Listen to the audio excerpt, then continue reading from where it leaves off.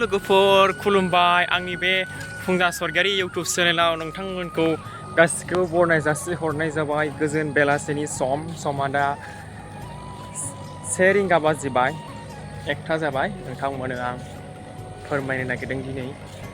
जोंनि ओरै आपार आसामाव दैबाना जादों आरो नै दैमाया उसियां अबस्थायाव थासारियाव दं आरो नै दाबो 3 हातसो दङ बा ओरैजाय नै ओरैजायसो एसे लोमजोबदों आरो नै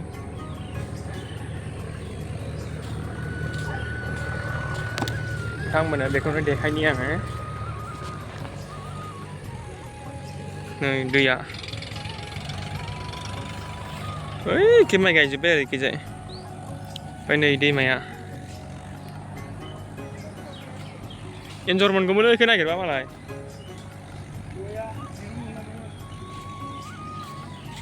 ओइ जानाव दं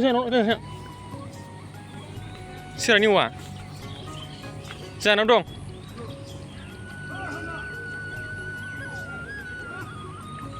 ओइ गलियावनो दं गलियावनो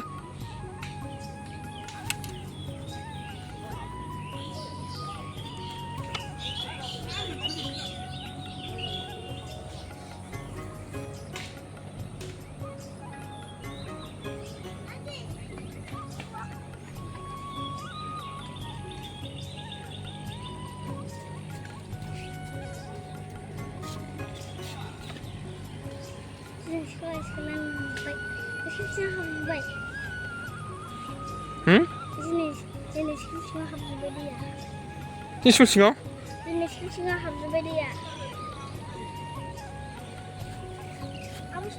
ओइ माबासो औवा बिजौसो माबा नङा सुबाबा बोख्लायनो हागौमोन जाम्बि नै बिराद जाबोफैदों आरो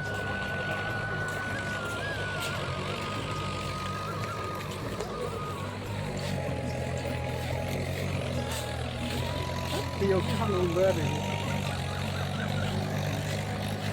बन खादो बन थांबालाय मोनहानाय नंला बनलाय जागौमोन एसेबाबो आं माने बुरजा सानदोंमोन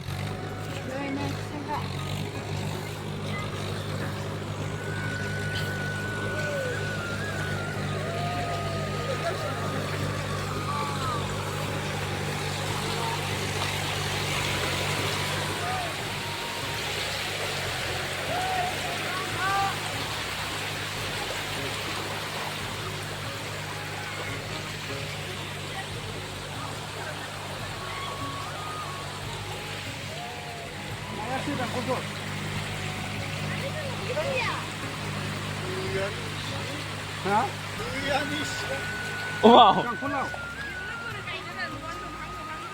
Soranawलाय सोरानाव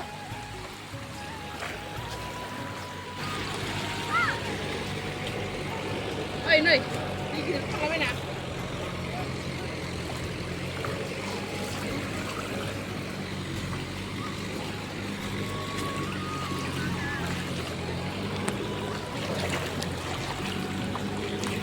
बेफोराव दंमोन माथो गुसिंग्रालाय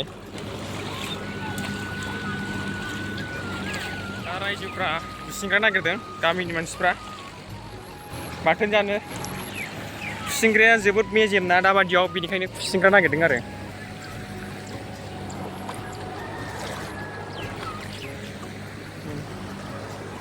ओरै बिराद दै जादों दा दिनै हराव हरसे अखा हादोंमोन धेमाजि डिस्ट्रिक्टनि मिंमां एरियायाव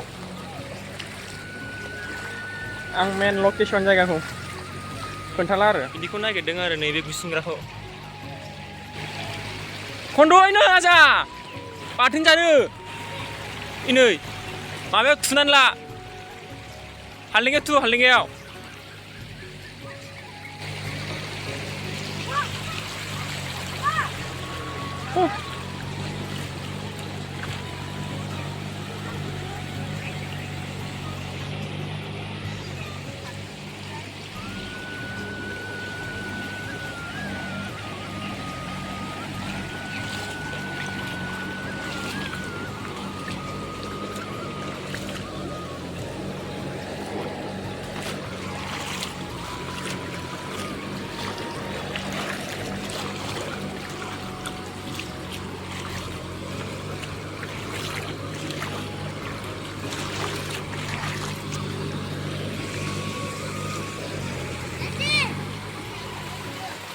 नै ओरै फोथार बेखौ गासिबो बाख्लायजोब्बाय नैयाव बिराद गोथौ आरो अयथासार गोथौ बेयाव ओरै बाग्लायजोब्बाय आरो दैया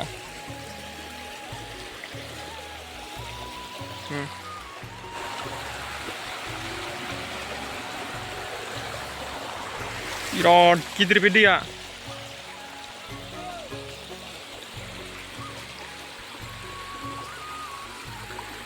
नोंथांमोना नुबाय जानांगौ जोंनिखै सम लानानै सम बेफोरबायदिनो दैया जायो देग्लाय दासो खनसे जादों दैया लासै लासै जोबोद खम जाबाय आरो जोंनिखैबो दैया नङाब्ला सिगाङाव गोबां दैबाना जायोमोन जों उन्दै समाव जेरैखैबो होथेजोब्बाय नालाय बायदिसिना बेखौनो एसे खम जाबाय नै बाख्लायहां जाजोबना दं नै बे फोथाराव दै जाजोब्बाय आरो बिदिब्ला आङो भिडिअखौ बेखिनियावनो फोजोबनाय जाबाय आरो आंनि चेनेलाव जायफोर गोदान अन्नानै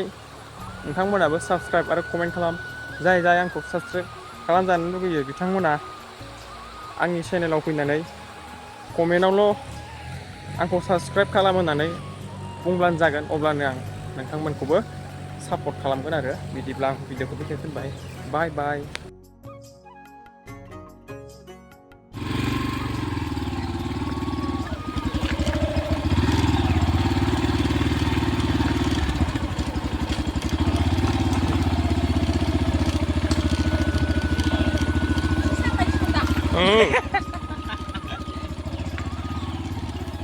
नुबाय लोगोफोर ओरैबायदि दैबाना जादों देखो हमारे नॉर्थ ईस्ट आसाम में कितना पानी हो रहा है देख पूरा उठने वाला है देख पूरा रोड रास्ता में देख इस तरफ भी पानी है देख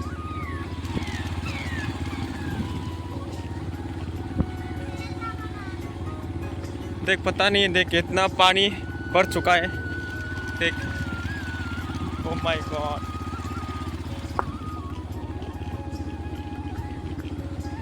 नायबानो जाबाय लोगोफ्रा ओरैबायदि दै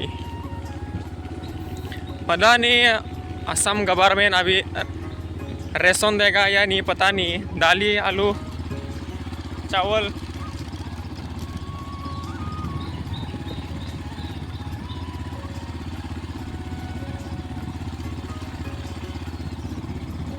देख पूरा पानी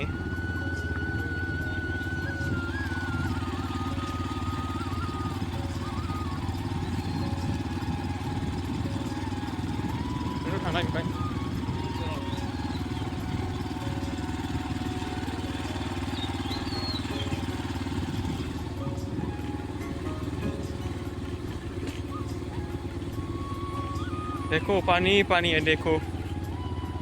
अभी कोई तोतला आके बोलेगा पानी नहीं हुआ है देख गांव में बहुत आदमी है ऐसा बोलेगा इसलिए रिलीफ नहीं मिलेगा अभी पूरा भरने वाला है देख